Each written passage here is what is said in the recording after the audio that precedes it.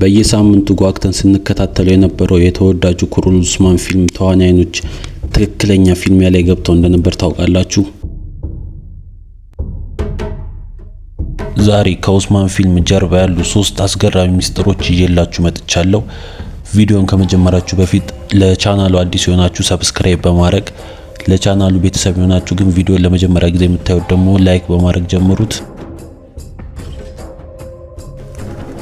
በኡስማን ፊልም ላይ የምታዩቸው የሰይፍ ፊልሚያዎችና የአስገራሚ ፈረስ ላይ ጀብዶች ዝም ብሎ የተቀረጹ አይደሉም። ኖማድ ስተንትስ የተባለው የዓለም ታዋቂ የካዛክስታን የስተንትስ ማህበር ነው የቀጠረው። እነዚህ አሰልጣኞች እንደ ሙላን እና ዘ ኤክስፔንደብልስ ባሉ ታላላቅ የሆሊውድ ፊልሞች ላይ የሰሩ ናቸው።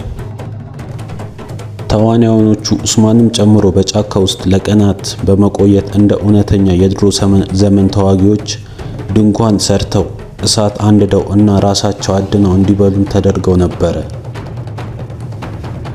ፊልሙ ላይም የምታዩቸው የጋይ ድንኳኖች የተሰሩት እንደ ድሮ ዘመን ከእውነተኛ የፍየል ጸጉር እና በእጅ በተሸመኑ ጨርቆች ነው። ለኢነጎል እና ለማርማራጅክ ግንቦች የተሰሩት ሰው ሰራሽ ከተሞች ሙሉ በሙሉ እውነተኛ ድንጋይ እንጨት በመጠቀም የተገነቡ በመሆናቸው በአሁን ሰዓት ቦታው ትልቅ የቱሪስት መስህብ ሆኗል።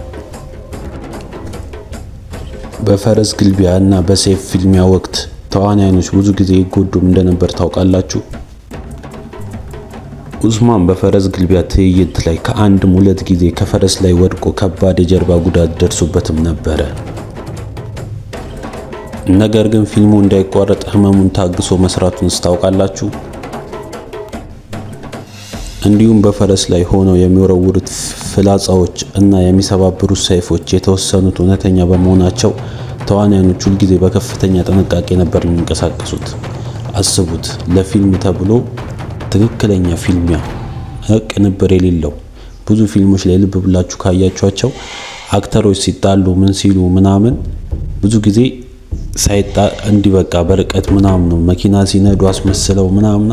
ያ ግን እንደዚህ ነገር የለም ኡስማን ፊልም ላይ ማለት ሙሉ የሚጋልቡት ፈረስ ብትሉ